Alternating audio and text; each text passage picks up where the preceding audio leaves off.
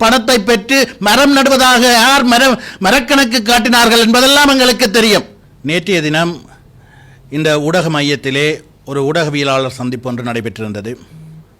அந்த ஊடகவியலாளர் சந்திப்பிலே வேலணை பிரதேச சபையிலே போட்டியிடுகின்ற ஒரு கட்சியைச் சேர்ந்த இருவர் கலந்து கொண்டு தங்களுடைய கருத்துக்களை தெரிவிக்கின்ற போது ஈழமக்கள் ஜனநாயக கட்சி தொடர்பிலும் தங்களுடைய கருத்துக்களை வெளிப்படுத்தியிருந்தனர். உள்ளூராட்சி தேர்தல் நெருங்கிக் கொண்டிருக்கின்ற ஒரு சூழலிலே இவ்வாறான சேரடிக்கும் குற்றச்சாட்டுக்கள், எமது கட்சி மீதான சேரடிப்புகள் ஏன் மேற்கொள்ளப்படுகின்றன, இதன் பின்னணியிலே எவ்வாறான நோக்கங்கள் இருக்கின்றன என்பது தொடர்பிலே எங்களுடைய மக்களுக்கு தெளிவுபடுத்த வேண்டிய ஒரு தார்மீக கடமை இருக்கின்றது என்ற அடிப்படையிலே இந்த ஊடகவியலாளர் சந்திப்பை ஏற்பாடு செய்திருக்கின்றோம். நேற்றைய தினம் குறிப்பிட்ட விடயங்களுள் குறிப்பாக 2001ஆம் ஆண்டு நாரந்தனை பகுதியிலே ஏற்பட்ட ஒரு தேர்தல் வன்முறையிலே ஒருவர் உயிரிழந்திருந்தார், சிலர் காயமடைந்திருந்தார்கள். உண்மையிலேயே வேதனையான விடயம். அவ்வாறான சம்பவங்கள் நடைபெறக்கூடாது. அவ்வாறான சம்பவங்கள் தொடர்பில் நீதியான விசாரணைகள் முன்னெடுக்கப்பட்டு உரிய தீர்வுகள் வழங்கப்பட வேண்டும் என்பதுதான் எங்களுடைய நிலைப்பாடு. இருந்தாலும் குறித்த வழக்கு தொடர்ந்தும் நீதிமன்றத்தில் இருக்கின்ற நிலையில் அது தொடர்பில் தற்போதைக்கு எந்த விதமான கருத்துக்களை நாங்கள் தெரிவிக்க விரும்பவில்லை. இருந்தாலும் உள்ளூராட்சி தேர்தல் ஒன்று நெருங்கிக் கொண்டிருக்கின்ற நிலையிலே ஏன் இவ்வாறான விடயங்கள் பேசுபொருளாக்கப்படுகின்றன? இவ்வாறான விடயங்களை பேசுபொருளாக்குவதனூடாக என்ன நன்மையை அடைய முனைகிறார்கள்? இவ்வாறான சேரடிப்புகள் ஒன்றும் ஈழமக்கள் ஜனநாயக கட்சியை பொறுத்தவரையிலோ, ஈழமக்கள் ஜனநாயக கட்சியினுடைய செயலாளர் நாயகம் தோழர் டக்ளஸ் தேவானந்தாவை பொறுத்தவரையிலும் புதியவை அல்ல. கடந்த காலங்களிலும் இவ்வாறான பலர் இவ்வாறான செயற்பாடுகளிலே ஈடுபட்டிருக்கின்றார்கள்.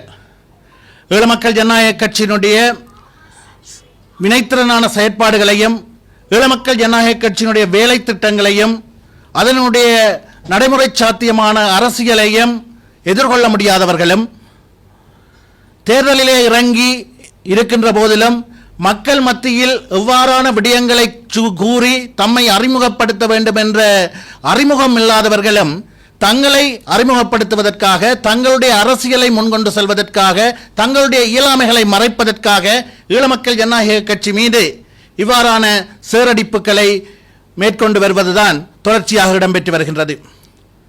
குறிப்பாக இந்த வேலணை பிரதேச சபையை எடுத்துக்கொள்வோமாக இருந்தால் 1998ஆம் ஆண்டிலிருந்து தொடர்ச்சியாக இன்று வரையிலே வேலணை பிரதேச சபை ஈழமக்கள் ஜனநாயக கட்சியினாலேயே வழிநடத்தப்பட்டு வந்திருக்கின்றது. வேலணை பிரதேசத்திலே முன்னெடுக்கப்பட்ட அனைத்து வேலை திட்டங்களும் அபிவிருத்தி திட்டங்களும் இபிடிபியினால் மேற்கொள்ளப்பட்டவையாகவே இருக்கின்றன. இருந்த போதிலும் அவ்வாறான வேலை திட்டங்களில் எந்த விதமான பிழைகளையும் கண்டுபிடிக்க முடியாது. ஏனென்று சொன்னால் அந்த அளவிற்கு அங்கே மேற்கொள்ளப்பட்ட வேலை திட்டங்கள் வெளிப்படைத்தன்மையானவையாகவும் நேர்மையானவையாகவும் ஊழலற்றவையாகவும் முன்னெடுக்கப்பட்டிருக்கின்றன. இவ்வாறான சூழலிலேதான் கடந்த கால அவலங்களையும் கடந்த கால சேரடிப்புகளையும் வெளிப்படுத்தி தங்களுடைய அரசியலை முன்னெடுக்க முயல்கிறார்கள். இந்த நாட்டிலே கடந்த காலத்தில் யுத்தம் ஒன்று இடம்பெற்றது. யுத்தம் இடம்பெற்ற காலங்களிலே பல்வேறு தரப்புகளும் அவலங்களை சந்தித்திருக்கின்றார்கள். ஈழமக்கள் ஜனநாயக கட்சியினுடைய வேலை திட்டத்தை முன்கொண்டு சென்றார்கள் என்ற ஒரே காரணத்திற்காக ஈழமக்கள் ஜனநாயக கட்சியினுடைய நூற்றுக்கணக்கான தோழர்கள் கொலை செய்யப்பட்டிருக்கிறார்கள். அவ்வாறு கொலை செய்யப்பட்ட தோழர்களுடைய பிள்ளைகள், மனைவிகள் இன்று அனாதரவானவர்களாக இந்த மண்ணிலே தான் வாழ்ந்து கொண்டிருக்கிறார்கள். அவ்வாறான அவலங்களை வைத்து இபிடிபியாலும் அரசியல் செய்ய முடியும். ஆனால் ஈழமக்கள் ஜனநாயக கட்சி அவ்வாறான ஒரு கீழ்த்தரமான அரசியலை செய்ய வேண்டிய தேவையில்லை என்று நம்புகிறது. ஈழமக்கள் ஜனநாயக கட்சியினால் முன்னெடுக்கப்பட்ட அன்றாட பிரச்சனைகள் தொடர்பான தீர்வு, அபிவிருத்தி தொடர்பான வேலை திட்டங்கள், அரசியல் தீர்வு தொடர்பிலே ஒரு நடைமுறை சாத்தியமான அணுகுமுறை, இவையெல்லாம் ஈழமக்கள் ஜனநாயக கட்சியை தொடர்ந்தும் மக்கள் மத்தியில் பிடிமானத்தோடு இருக்க செய்து கொண்டிருக்கின்றது. எனவே கீழ்த்தரமான அல்லது ஏனையவர்களுடைய அவலங்களில் அரசியல் செய்து மக்கள் மத்தியில் எங்களை அறிமுகப்படுத்தி அனுதாபம் தேட வேண்டிய தேவை இபிடிபிக்கு இல்லை. இந்த மக்கள் மத்தியிலே தங்களை அறிமுகப்படுத்த முடியாதவர்கள் தான் இவ்வாறான கீழ்த்தரமான செயல்களிலே ஈடுபட்டுக் கொண்டிருக்கின்றார்கள் என்பதை மக்கள் புரிந்து கொள்ள வேண்டும். இன்னும் ஒரு விடயத்தை சொல்ல விரும்புகின்றோம். ஈழமக்கள் ஜனநாயக கட்சிக்கு எதிராக அரசியல் செய்து ஈழமக்கள் ஜனநாயக கட்சியை தோற்கடிக்க விரும்புகிறீர்களாக இருந்தால் அல்லது நீங்கள் வெற்றி பெற்றுக் கொள்ள விரும்புகிறீர்களாக இருந்தால் அரசியலை புரிந்து கொள்ளுங்கள், அதற்கான தகுதியை உங்களிடம் வளர்த்துக் கொள்ளுங்கள். நேற்றைய தினம் அந்த ஊடக சந்திப்பிலே கருத்து தெரிவித்திருந்த தம்பி ஒருவர் உள்ளூராட்சி மன்ற தேர்தலிலே போட்டியிடுவது ஏன் என்ற கேள்வி கேட்கிறார். அதாவது தான் அந்த தேர்தலிலே போட்டியிடுவது தற்போது தேசிய மக்கள் சக்தியை வெல்லவிடக் கூடாது என்பதற்காக தங்களை வெற்றி பெறச் செய்ய வேண்டும் என்று சொல்கிறார்.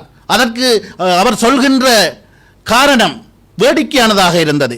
அவர் சொன்ன விடயம் சரியானதாக இருந்தாலும் எமது பிரதேசங்களிலே இந்த பிரதேசத்தைச் சேர்ந்தவர்கள் தான் ஆள வேண்டும் என்ற ஒரு எதிர்பார்ப்பு அவர் மத்தியிலே இருப்பது நியாயமானதாக இருந்தாலும் அவர் சொன்ன விடயம்தான் கன்றாவித்தனமானதாக இருந்தது.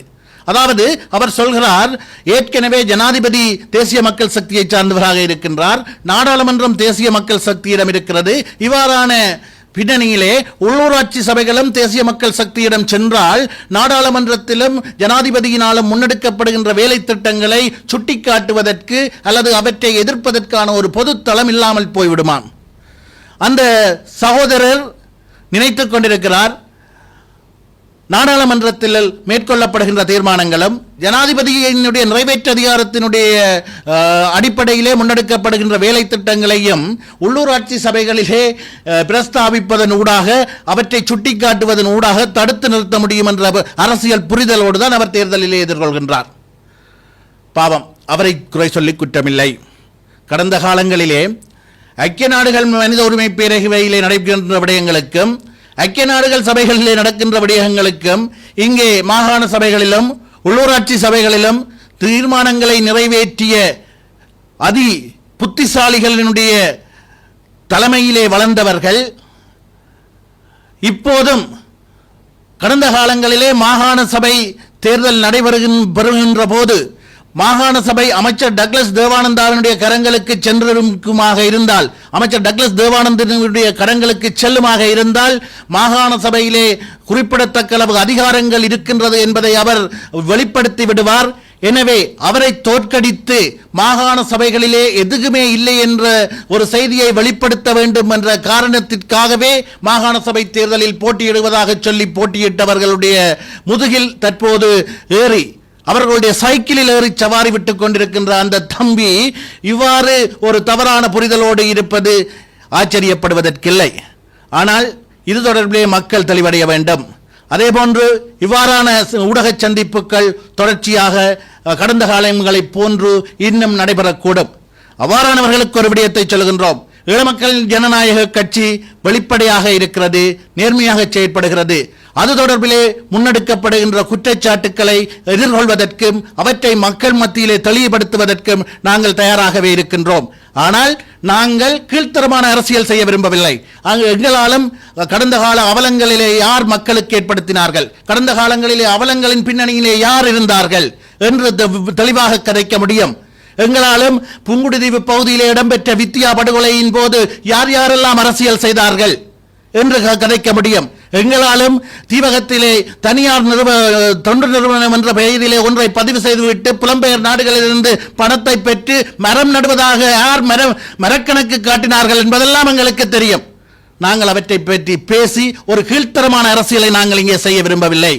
எனவே அன்பான மக்களே, தயவு செய்து புரிந்து கொள்ளுங்கள். இவ்வாறான காலகட்டங்களிலே வெளிவருகின்ற கருத்துக்கள் என்பது ஈழமக்கள் ஜனநாயக கட்சிக்கு எதிராக வெளிவருகின்ற கருத்துக்கள் என்பது அவரவர்கள் தங்களுடைய இளமைகளை மறைப்பதற்காகவும் தங்களுடைய அரசியல் அறிமுகத்தை பெற்றுக் கொள்வதற்காக முன்வைக்கிறார்களே தவிர ஈழமக்கள் ஜனநாயக கட்சி மக்கள் நலன் சார்ந்த திட்டங்களிலே தெளிவாக இருக்கிறது. அவர்கள் முன்வைக்கின்ற கருத்துக்கள் எவையும் ஈழமக்கள் ஜனநாயக கட்சியினால் முன்னெடுக்கப்பட்ட மக்கள் நலன் சார்ந்த வேலை திட்டங்களை கேள்விக்கு உட்படுத்துவதாக இல்லை என்பதை புரிந்து கொள்ளுங்கள். மக்கள் நலன் சார்ந்த வேலை திட்டங்கள், மக்கள் நலன் சார்ந்த அபிவிருத்தி திட்டங்கள் தொடர்பிலே ஈழ மக்கள் ஜனநாயக கட்சியை யாரும் தொட்டு கூட பார்க்க முடியாது. அந்த அளவிற்கு வெளிப்படைத்தன்மையானதாகவும் நேர்மையானதாகவும் எங்களுடைய செயலாளர் நாயகம் டக்ளஸ் தேவானந்தா அவர்களால் முன்னெடுக்கப்பட்டிருக்கின்றது என்பதை மனதில் நிறுத்தி எதிர்வரும் உள்ளூராட்சி மன்ற தேர்தலிலே ஆளுமை உள்ள தரப்பாக தங்களை அடையாளப்படுத்தி இருக்கின்ற உள்ளூராட்சி கட்டமைப்புகளை செயற்படுத்தும் ஒரு அனுபவம் உள்ள தரப்பாக தங்களை வெளிப்படுத்தி இருக்கின்ற ஈழ மக்கள் ஜனநாயக கட்சியினருக்கு உங்களுடைய வாக்குகளை அளித்து அவர்களை பலப்படுத்த வேண்டும் என்ற ஒரு வேண்டுகோளை விடுத்துக் கொள்கின்றோம். இல்லை, மோடியினுடைய சந்திப்பு, குறிப்பாக இந்திய பிரதமர் கௌரவ நரேந்திர மோடி அவர்களுடைய சந்திப்பு தொடர்பிலே எங்களுடைய செயலாளர் நாயகத்திற்கும் அழைப்பு விடுக்கப்பட்டிருந்தது.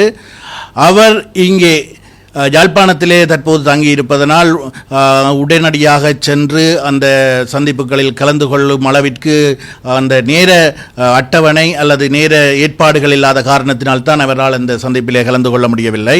அடுத்ததாக சந்தித்தவர்கள் பல்வேறு கருத்துக்களை கூறியதாக கூட செய்திகளிலே வெளியாகிருந்தது. அதாவது இந்திய பிரதமர் அவர்களிடம் எமது மக்களுடைய பிரச்சனைகள், அதாவது 13வது திருத்தச் சட்டம் தொடர்பாகவும், அதேபோன்று இந்திய கடற்தொழிலாளர்களுடைய அத்துமீறல்கள் கட்டுப்படுத்தப்பட வேண்டும் என்ற கோரிக்கைகளை முன்வைத்ததாகவும், இந்த நிலைப்பாடுகள் அனைத்துமே எங்களுடைய செயலாளர் நாயகத்தினால் கடந்த காலங்களில் வெளிப்படுத்தப்பட்டிருக்கின்ற நிலைப்பாடுகளாகவே அமைந்திருக்கின்றன. ஆக ஒரு மகிழ்ச்சியான செய்தி இங்கே வெளிப்படுத்தப்பட்டிருக்கிறது. நாங்கள் ஈழ மக்கள் ஜனநாயக கட்சி, எங்களுடைய செயலாளர் நாயகம் தோழர் டக்ளஸ் தேவானந்தா அவர்கள் கடந்த பல ஆண்டுகளாக தொடர்ச்சியாக எந்தவித தளம்பலமற்ற முறையில் என்ன விடயங்களை தெரிவித்தார்களோ, என்ன விடயத்தை இந்தியாவிடம் வலியுறுத்தி கொண்டு வந்திருந்தாரோ அந்த விடயத்தை தான் தற்போது சென்று சந்தித்திருப்பவர்கள் வெளிப்படுத்தி இருக்கிறார். செல்லவில்லை என்பதை விட செல்வதற்குரிய நேர அவகாசம் இருக்கவில்லை என்பதுதான் சரியான. இல்லை, அது தொடர்பிலே தெளிவுபடுத்தப்படவில்லை. பிரதமர் வருகின்றார், அவருடனான சந்திப்புக்கான நேரம் ஒதுக்கீடுகள் பற்றி பேசப்பட்டிருந்தது. அவர் ஏற்கனவே யாழ்ப்பாணத்திலே பல்வேறு நேர ஒதுக்கீடுகளில் பல்வேறு நிகழ்ச்சிகளிலே பங்கு பெற்றுவதற்கான அல்ல வேறு வேலைப்பழுக்கள் இருந்தமையாலும் கொழும்பு சென்று பிரதமரை சந்திப்பதற்கான நேர அவகாசம் இல்லாததாலும் அந்த சந்தர்ப்பத்தை பயன்படுத்திக் கொள்ள முடியவில்லை. கடந்த காலங்களிலே பாரத பிரதமர் பாரத தரப்புகளோடு எங்களுடைய மக்களுடைய பிரச்சனைகளை எடுத்து சென்று இந்த பிரச்சனைகள் தீர்க்கப்பட வேண்டும் என்ற விடயத்திலே மிகவும் கரிசனையாக ஈடுபட்டவர் தோழர் டக்ளஸ் தேவானந்தா அவர்கள். இம்முறை பாரத பிரதமரை சந்திப்பதற்கு கிடைத்த அழைப்பை ஏற்று அங்கே சென்று சந்திப்பதற்கான கால அவகாசம் போதாமையினால் அவரால் பங்கு பெற்ற முடியவில்லை. நிச்சயமாக அவ்வாறான ஒரு விமர்சனத்தை ஊடகங்கள் ஊடாக காணக்கூடியதாக இருந்தது. எம்மை பொறுத்தவரையிலே இந்திய கடற்தொழிலாளர்களுடைய அத்துமீறல்கள் முழுமையாக கட்டுப்படுத்தப்பட வேண்டும். குறிப்பாக சட்டவிரோத தொழில் முறையான இழுவை மடிப்படகு கட்டுப்படுத்தப்பட வேண்டும். ஒரு நாள் கூட அதற்கு அனுமதி வழங்க முடியாது என்பதிலே எங்களுடைய கட்சி செயலாளர் நாயகம் அவர்கள் இன்னும் உறுதியாக இருக்கின்றார்.